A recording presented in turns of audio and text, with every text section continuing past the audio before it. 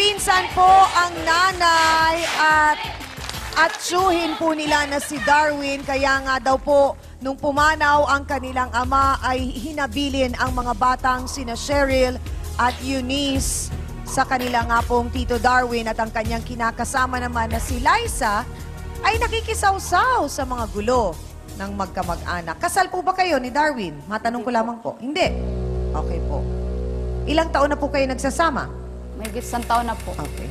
Pangatlo po kayong kinakasama. Opo. Ang sabi po ni Eunice, yung mga dating kasama naman, mababait, kasundo nyo. Opo. Okay. Gusto ko lang malaman, anong naging problema sa mga bata at parang ang nangyayari ay hindi kayo magkasundo?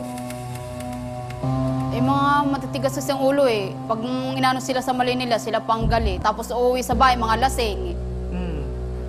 Gaano katotoo, Ate Liza, nabanggit kasi ni Eunice kanina, na binabaliktad mo ang mga kwento kay Kuya Darwin? Bakit? Hindi ko naman binabaliktad po. Yung ano Binato lang. ka ba talaga ng baso? Hindi po, hindi naman siya tinamaan ng ano eh. Ah, so ikaw ang nambato. Hindi ko. Binaliktad mo nga, kasi ang sinabi mo kay Darwin, ikaw ang binato, pero ikaw na ang nagsabi, ang sabi mo, hindi mo siya natamaan. So, Ate Liza, sino ang nambato? Kami po. Ah? Ako po. Ikaw. Pero bakit nung sinabi mo kay Darwin, ikaw ang binato? Alam mo bang hindi nakakatulong yon yung pagbabaligtad natin ng kwento? Paano? Nagsiselos siya sa amin eh. Bakit nagsiselos? Dahil minsan daw, mas inuuna daw kami ng tito namin kaysa sa kanya. Nagsiselos ka ba, Ate Liza? Hindi naman ako nagsisilos. Ano lang, pag nagagalit ako sa kanila, kasi nga yun nga yung mga pasaway nga sila. Gaano katotoo, diretsahang tanong, nabanggit kasi ni Eunice, na pati sweldo ng mga bata, kinukuha ninyo? Wala akong kinukuha ang pera sa kanila. Nasa kanila yun. Hindi ninyo kinukuha. So Ako- nagsisinungaling si Eunice. Bakit ka naman nagsisinungaling? Hindi po ako nagsisinungaling. Wala akong kinukuha sa'yo. Wala kang kinukuha sa amin. Kung pa nga nagsasabi sa asawa mo, bili ng damit mo yun, di ba? Wala akong kinukuha pera. Wala akong pinapabili Ano doon. mo, naiingit ka kasi sa amin. Wala akong kinukuha doon. Nasa inyo yun. Nagpipiling dalaga ka kasi. Wala akong nabibili doon sa pera mo. Doktora Camille, isa sa mga ugali po nating mga Pilipino ay yung naghahabilin tayo. Na lalo na pagka ganito, yung ating ama o anak, yung ating mga ama o nanay ay merong mga nagiging problema sa katayuan nga nila. Yung nanay, bigla na lang nawala at yung kanilang ama naman ay nagkasakit kaya binilin sila. Pero bakit ganun? Pag binibilin po, abay minsan, pag nakikita na yung kung gaano kabigat yung responsibilidad, bilang bumibitaw o minsan sinusoli. Una-una, Chang, kasi itong mahirap sa ating mga Pilipino na ayaw nilang tanggihan ang pagbibilin. Kasi ang nakikita ko dito unang-una, yung Darwin, dahil sabi niya 30 years old, ano, yung kanilang tsuhin. Tapos de 18 siya. So, nung nakuha yung bilin na yun, mga 16.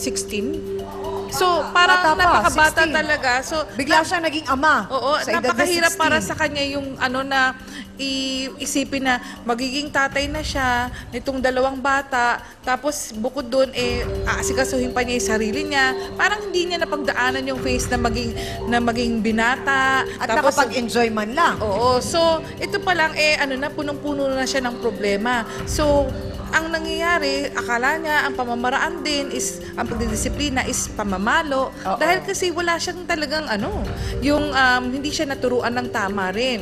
So, yun ang nagiging mahirap dahil kung ganitong mangyayari, chances are, ang tendency, it's either sasaktan mo yung binili na tao sa'yo or sasabihin mo na lang, naku, ikaw na lang, umalis na lang kayo dito. Oo. Ganon. Ano po ba ang epekto ng paglagay sa isang bata sa sako para maunawaan din ni Ate Liza?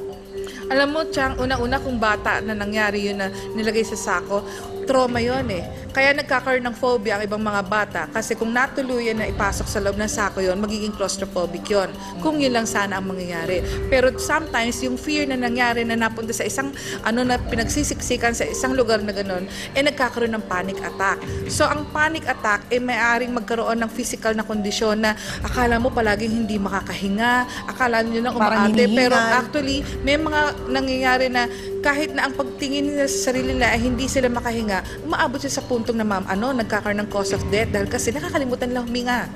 So napakalaki ng impact ng mga ganong klaseng traumatic experiences na inilalagay mo sa sakaw isang bata.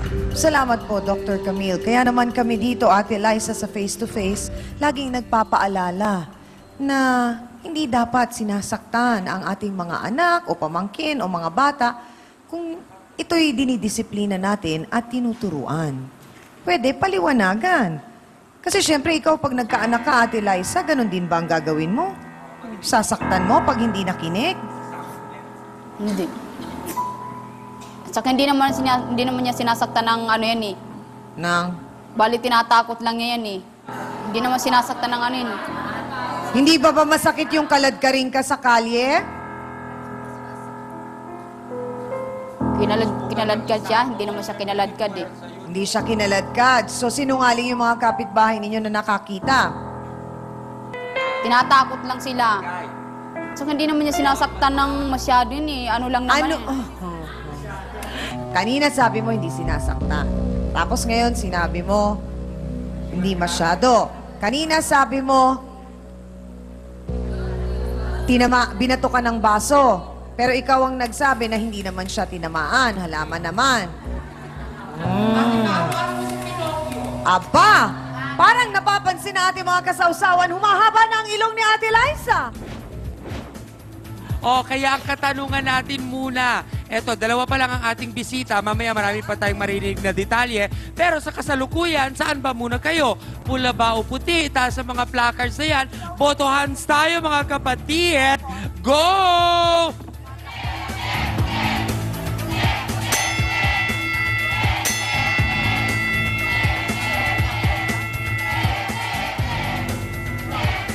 Aba, mukha nga talagang nakikinig kayo, ha? Ako na may nai-impress dito sa ating mga sawsawera at sawsawera. Parang sa unang round ng ating botohan, siyang malinaw sa kanila kung sino yung parang sa pakiramdam nila ay nagsasabi ng medyo mas totoo sa hindi. Maraming salamat sa ating mga sawsawero at sawsawera. Eunice, ikaw yung nilagay ng uncle mo sa sako. Opo. Sa ate mo, ano ang ginawa sa kanyang grabe? Minsan kinakaladkad siya sa labas, Oh. papunta sa amin. Pero gaano katotoo na sobrang takot na takot ang ate mo sa Tito Makikita pa Darwin? niya lang tito namin, tumatakbo na kaagad siya eh.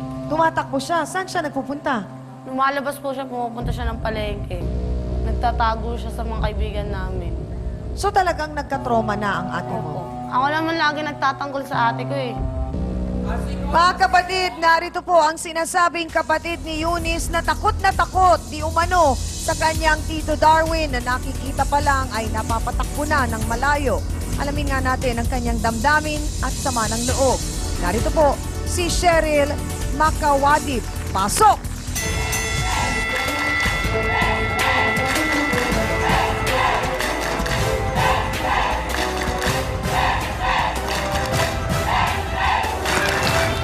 Sandali lang!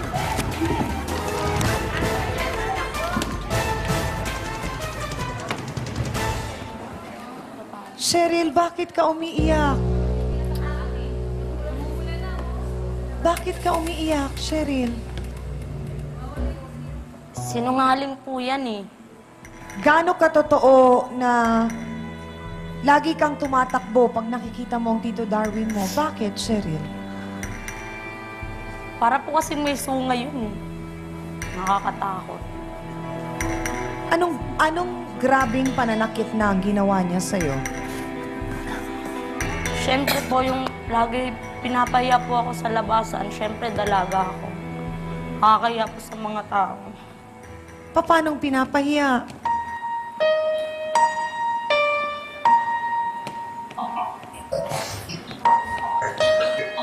Malalaman po natin kung papaano nga ba pinapahiya ng kanyang uncle, si Cheryl. At kung gaano kahirap din para sa magkapatid ang ginagawang ito ng kanilang uncle sa kanila. Makatutukan po ninyo, magbabalik po ang Face to Face.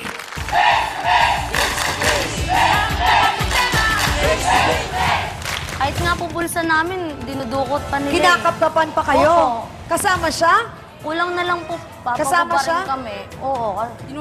Dinudukot lahat, hindi naman eh. Hiningaan lang kayo ng panggastos eh. Ay! I like you. Alam mo, gustong-gusto kita, ate.